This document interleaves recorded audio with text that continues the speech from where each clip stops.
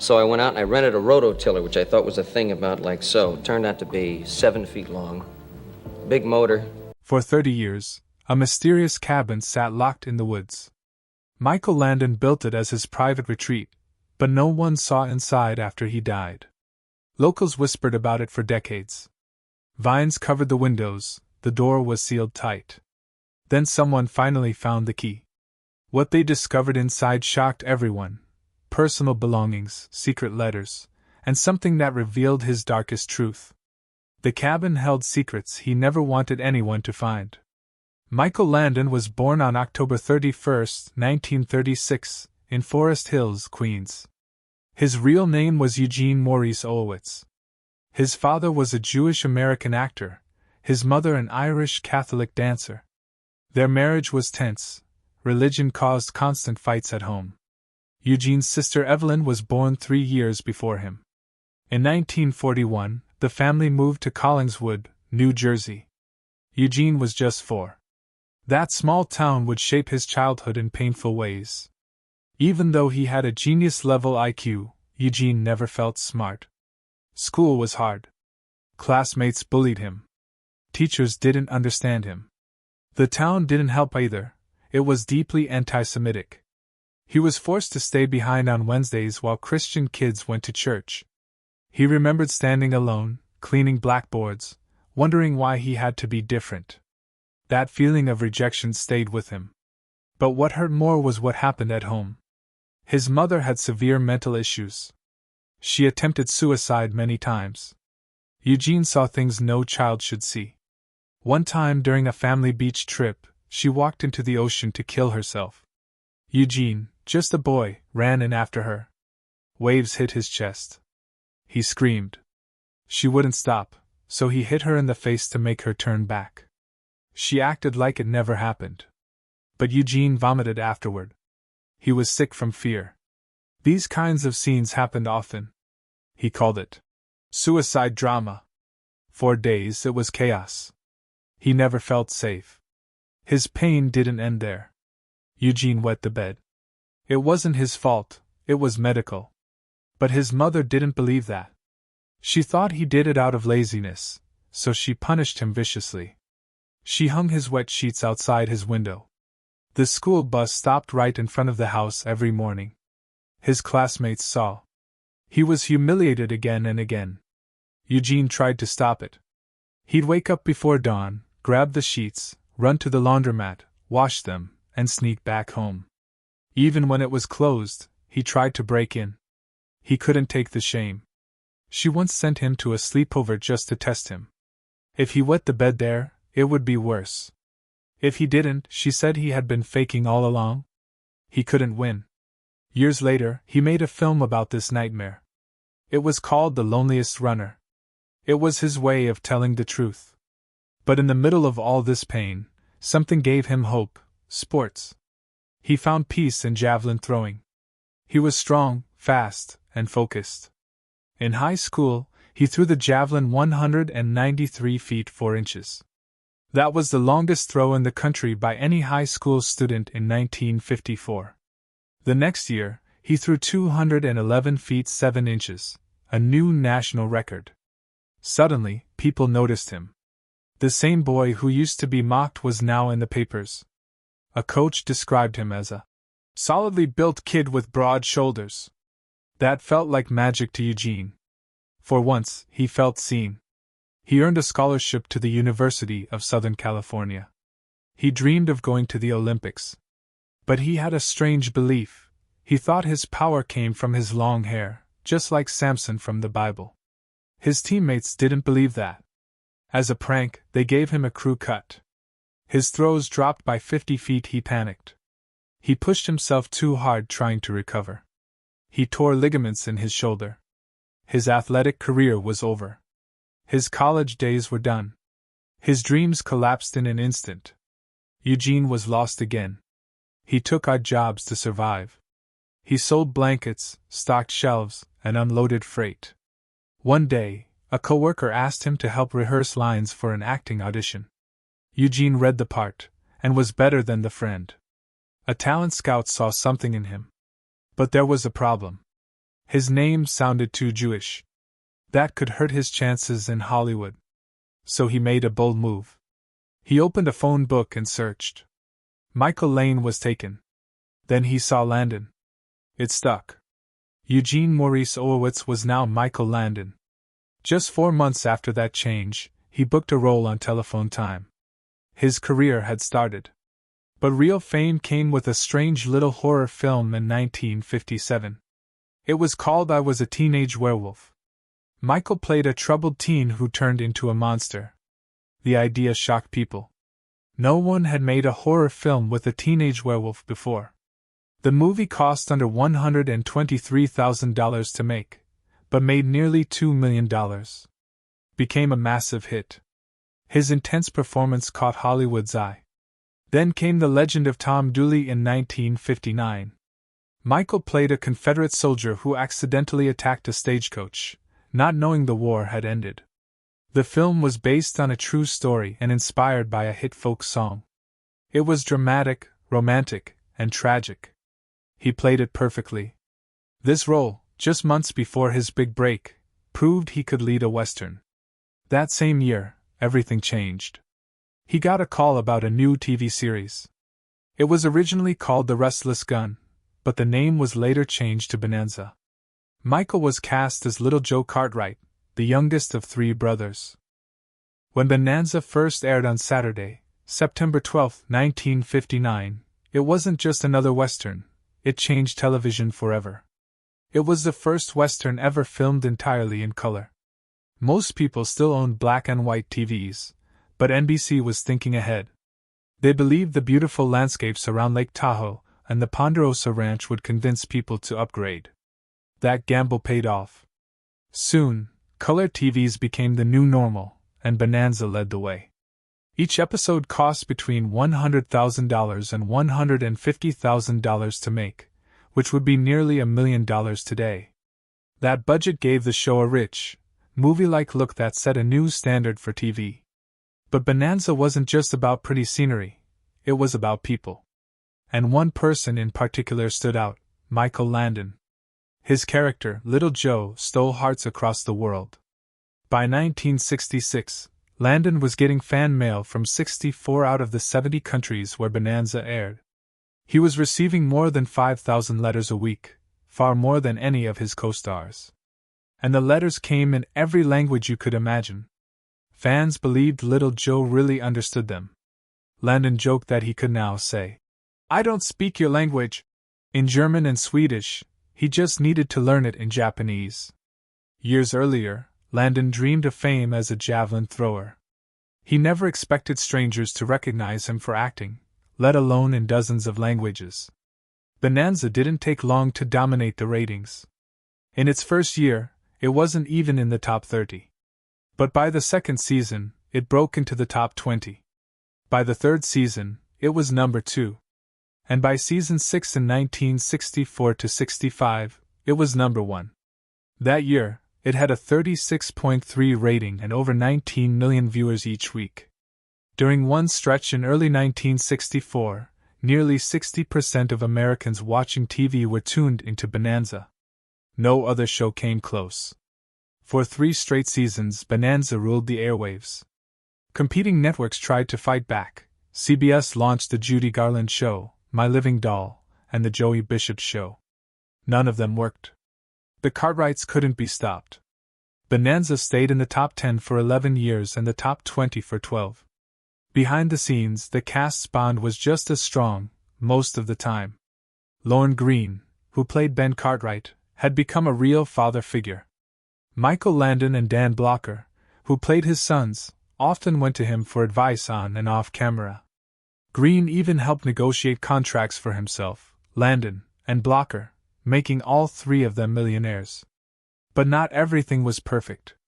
Director William Claxton once called Landon a pugnacious brat in the early days. And Pernell Roberts, who played Adam Cartwright, clashed constantly with the producers. He didn't like the writing and left after season 6. Still, Landon and Blocker became close friends. They even bought beach property together with Greene. As Landon's fan base grew, so did his influence. By 1962, He was only 25 but had already convinced the network to let him write a script. He thought it would be easy. He was wrong. Writing that first script took 2 long days.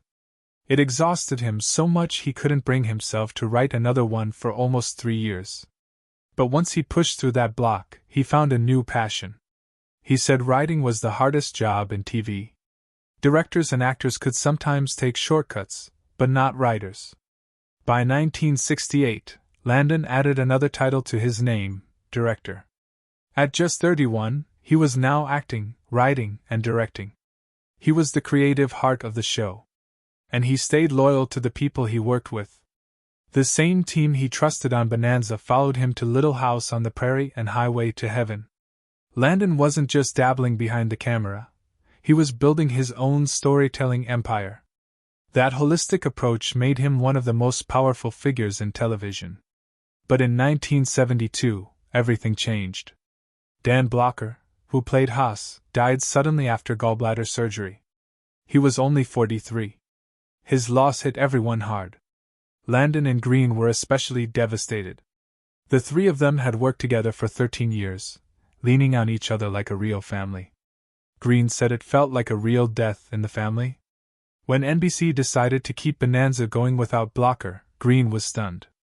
He later admitted he thought they should have cancelled the show right then. Without Haas, it just wasn't the same. The first episode of the new season aired that September. It was called Forever, and it was supposed to be a wedding episode for Haas. Landon had to rewrite it quickly after Blocker's death. The result was heartbreaking. In the new story, Little Joe loses his wife and brother-in-law to a brutal crime, and he goes on a mission for justice. The episode included several quiet tributes to Blocker. In one scene, Joe and Ben cry together, a rare moment of emotion for the usually stoic characters. There was also a slow zoom on a framed photo of Haas on Joe's dresser. The episode became one of the most memorable in television history, and ranked 4th in the weekly ratings. Viewers clearly needed to say goodbye too. But even that strong episode couldn't save the show. NBC had made a fatal mistake. They moved Bonanza from Sunday nights to Tuesdays. The audience didn't follow. After Forever, the ratings dropped fast, from number 4 to number 39, then down to number 52. On November 6, 1972, NBC announced the show's cancellation. Green was furious. He heard the news on a Monday and was told to clear out by Wednesday. "You don't do that to anybody," he said. "Even a street sweeper gets a week's notice." Just days later, NBC tried to reverse the decision, but it was too late. The sets had already been torn down. The final episode aired on January 16, 1973. After 14 seasons and 431 episodes, Bonanza ended without a real goodbye. The last episode wasn't even a finale. For a show that once ruled TV, the ending felt rushed and cold. But the legacy of Bonanza and Michael Landon didn't end there. Landon would go on to create and star in 2 more hit shows. And Bonanza would always be remembered, not just for its color, its ratings, or its characters, but for the way it helped shape television itself. In 1974, American TV was filled with cop shows, chase scenes, and loud sitcoms. But Michael Landon wanted something quieter, something deeper. After his 14-year run on Bonanza, he didn't rest. Instead, he took a bold leap into uncharted territory. NBC was skeptical. A show about a pioneer family in the 1800s didn't exactly scream ratings gold, but Landon had influence. He had just signed an exclusive deal with NBC, and he used that power to push Little House on the Prairie into production. The final nudge came from his own home. His daughter was reading the books, and his wife loved them. That personal connection became his pitch. NBC finally agreed to a 2-hour pilot. It aired in March 1974. By September 11th, the series had a weekly slot. Landon wasn't just the star, he ran everything. He produced all 204 episodes from 1974 to 1983. He wrote dozens of them. He directed many more.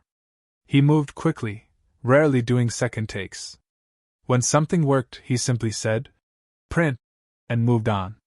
The show became his style, his tone, his vision. Even after the show ended, he kept the story alive with 3 follow-up TV movies. By then, Landon wasn't just a leading man, he was one of the most powerful forces in television. And he didn't do it alone. Landon was loyal to his team. When he left Bonanza, he brought his people with him: producer Ken McRae, director William Claxton, composer David Rose.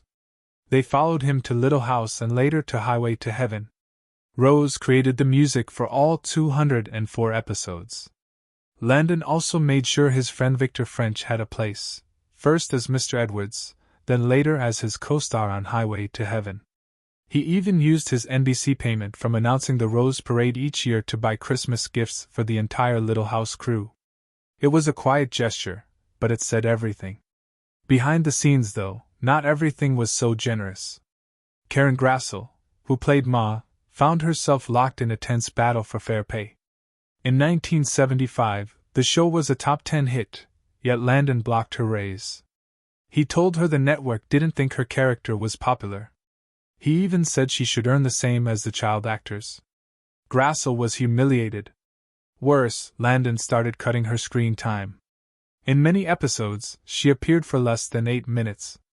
That slashed her residual payments. She once received just $127 per rerun for over 2 seasons. She felt cornered. Her contract kept her locked in, and walking away meant career suicide. It wasn't just about money. Landon's behavior turned ugly. Grassel described how he made crude sexual jokes during rehearsals. Once, before filming a bedroom scene, he started making graphic comments about women. She froze. "Just frozen," she said later. Other actresses on set hated it too. Melissa Gilbert confirmed that both Grassel and Catherine McGregor couldn't stand Landon's dirty jokes. His affair with Cindy Clerico, a much younger makeup artist, didn't help. He bragged about it openly, even though he was still married. Landon didn't stop at words. He used his control to punish Grassel further. She described a stretch where her role got smaller and smaller. In one episode, she just poured a cup of coffee and left. Sometimes, the camera would zoom in on props instead of showing her face. She'd spend hours getting into costume and makeup, only to be used for seconds. Co-stars began keeping their distance. She started drinking to cope. "You'd drink too," she said, "if Michael Landon was down on you." Some of this darkness came from deep inside him. Landon had a traumatic past. Born Eugene Orwitz in 1936, he grew up with a mentally unstable mother who tried to kill herself multiple times. At age 10, he stopped her from drowning herself. The memory haunted him. He called it the worst day of my life. And on Little House, that pain leaked into the scripts. By season 3, Landon wrote 2 separate storylines where characters set themselves on fire to escape despair. These were meant to be family shows, yet they held moments of shocking violence and trauma. Landon didn't hide his scars, he put them on screen. And he expressed them with his fists. Fistfights became a signature element in episodes he wrote. Critics noticed. So did stuntmen. One said, "It wasn't about hurting people, he just needed to get it out." In his scripts, a person in trouble would often be saved by Charles Ingalls, by getting punched. It mirrored his own childhood, when he had to knock his mother down to save her. That physical release became a theme: punch the pain away. Landon preferred doing these scenes himself, no stunt double. It wasn't just acting, it was therapy. Despite all this, Landon worked relentlessly. He rewrote scripts, stayed late, and pushed every scene until it felt right. Cast and crew called him a perfectionist. Some thought he was too strict. Others admired the results. His daughter once said his health suffered from the workload. But his dedication paid off. The show tackled racism, poverty, disease, and abuse, rare topics for family TV in the 1970s. Still, the biggest contradiction was Landon himself. Viewers saw Charles Ingalls, a humble, hard-working father. But the man who played him arrived on set in a Ferrari, wore gold chains, smoked Marlboros, and cracked lewd jokes. Alison Arngrim once said it was like watching a magician. 1 second he was the wild guy, the next he was Pa Ingalls. Then came the scandal. His affair with Cindy Clerico blew up his 17-year marriage. It shattered Melissa Gilbert too. She had seen him as a father figure. Now everything felt like a lie. Michael Landon's life wasn't just about fame or television. Behind the scenes, it was filled with love, mistakes, second chances, and 9 children spread across 3 different marriages. In 1956, he married Dodie Levy Fraser, a legal secretary. He adopted her 11-year-old son Mark, and later they adopted a baby boy named Josh. But by 1962, that marriage was over. Just weeks after the divorce, Landon married Marjorie Lynn No, a woman he had met while filming Bonanza. This time, the family got even bigger. He adopted Lynn's daughter Cheryl, and together they had 4 more kids: Leslie, Michael Jr., Shauna, and Christopher. It was a big family, and for 19 years they seemed solid. But in 1982, everything collapsed. What followed next changed his image forever. On the set of Little House on the Prairie, Landon met Cindy Clerico, an 18-year-old stand-in. The time he spent with her raised eyebrows. Karen Grassel, who played his on-screen wife, later revealed that Landon would brag about his revived libido and the power of bee pollen. He also started recommending books like My Mother, Myself, which Cindy had given him. What shocked everyone wasn't just the affair, it was the betrayal. Landon had built his entire image as America's perfect TV dad.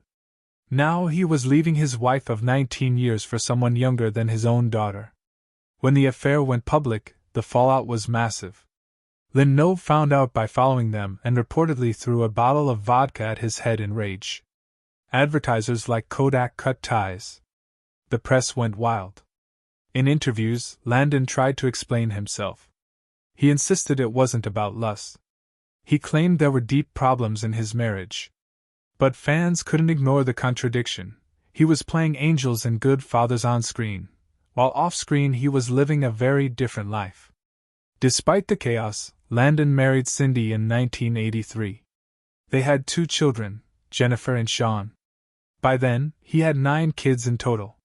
To his youngest ones, he was warm and playful. Sean said he didn't even know his dad was famous. Jennifer remembered how he treated her like an adult, even sitting her down to watch My Left Foot when she was just 6. But the older kids struggled. Cheryl, his stepdaughter from the second marriage, once described how deeply she loved him. After a near-fatal car crash, Landon stayed by her side in the hospital, willing her to survive. Yet the same man later broke her heart by leaving her mother. Melissa Gilbert, who played Laura on Little House, was caught in the middle. "I have to work with Mike," she wrote. "But he's done something that's turned my world into angry opposing sides." Years later, Landon's son, Michael Jr., made a film about him called The Father I Knew. It wasn't just a tribute, it was a deep dive into what it means to love someone who hurts you. In 1984, after the scandal, Landon returned to work with a new show, Highway to Heaven. He played Jonathan Smith, an angel sent to help people on Earth. The idea came to him while stuck in Beverly Hills traffic. He watched people honking and thought, if they just acted nice, everything would flow better. That thought turned into a show about kindness, second chances, and faith. The character he played had once lived as a man named Arthur Thompson and died in 1948, just like Landon would at age 54. The show ran for 5 seasons, 111 episodes. And just like Landon himself, the angel had flaws, but was still trying to do good. In early 1991, while skiing in Utah, Landon felt severe headaches. Doctors diagnosed him with pancreatic cancer. On April 5th, it had already spread to his liver. He was only 54. Just a month later, he appeared on The Tonight Show with Johnny Carson. He spoke openly about his illness, joked about it, and told people not to ignore warning signs. He believed smoking and drinking played a role in his cancer. He had even tried to quit smoking after his Highway to Heaven co-star Victor French died of lung cancer. Landon refused to let the tabloids tell his story. On April 8th, he invited reporters to his Malibu ranch. He stood there, brave and calm, and said, "I don't find this funny, but if you're going to beat something, you're not going to do it standing in the corner." The press didn't stop, though. One false headline even claimed he and Cindy were trying for another child during his treatment. His kids, especially little Sean and Jennifer, were shielded from most of it, but they still felt the storm. That Malibu home was more than a house, it was a symbol. For years, it was where actors, friends, and family gathered for music, barbecues, and long talks. As his illness worsened, that home became something deeper, a final gathering place. One weekend before his death, all 9 of his children came home. Whatever differences existed before didn't matter anymore. At 1:20 p.m. on July 1, 1991, Michael Landon died in his home, holding Cindy's hand. Before he passed, he looked at his children and asked for a moment alone with her. "I love you all very much," he said, "but would you go downstairs and give me some time with Cindy?" His funeral was packed. 500 people came to honor him. Ronald Reagan called his battle with cancer a story that touched the heart of every American. Melissa Gilbert simply said, "He had integrity." Landon's grave is quiet and simple. The words on it read, "He seized life with joy. He gave to life generously. He leaves a legacy of love and laughter." That grave sits at Hillside Memorial Park, next to his adopted son Mark, who passed away in 2009. But there's also a hidden spot near the cliffs of Malibu, an informal memorial where strangers still leave flowers, rocks, and letters. In 1998, the National Cowboy Museum added his name to the Hall of Fame. His star still shines on Hollywood Boulevard at 1500 North Vine Street. But for those who knew him, it wasn't about awards, it was about the little things. His daughter Shauna put it best. "Don't wait. There are only so many tomorrows." That's how Landon lived, and that's how he wanted to be remembered. After Michael Landon died in 1991, something strange happened to the Malibu mansion he once called home. It didn't sell fast. It didn't get torn down or flipped like most celebrity homes. Instead, it just sat there for years. This wasn't just any house. It was a massive 7-bedroom estate resting on 70 feet of Malibu's golden beachfront. A place once filled with laughter, kids, scripts, and star-studded parties suddenly went quiet. Locals started calling it Michael Landon's abandoned house. People whispered about it. Tourists came by, hoping to catch a glimpse through the gates. Some even brought cameras, treating the place like a shrine. The gardens grew wild. The sea mist left marks on the windows. The wood on the outside began to fade and peel. It was like nature was slowly covering up the past, inch by inch. Still, the house stood tall, untouched, a silent reminder of the man who once lived inside. Online forums caught wind of it. Real estate photographers snapped haunting photos. One photo showed a fogged-up window that looked like it hadn't been cleaned in a decade. Another captured vines crawling up the sides. Soon the house became a mystery. Why was it just sitting there? Why hadn't anyone done anything with it? But there was more to the story. Landon had actually sold the house 2 years before he died, in 1989. It went for $6 million. Adjusted for inflation, that would be about $11 million today. The buyer held on to it, and eventually someone took a chance on it. The place got a full renovation, modern, clean, almost unrecognizable from the eerie shell it had become. Then, in 2014, the property finally hit the market again. This time, it sold for a jaw-dropping $40 million. A ghost house turned gold mine, proof that in Malibu, even the quietest places can come back to life. And come back big.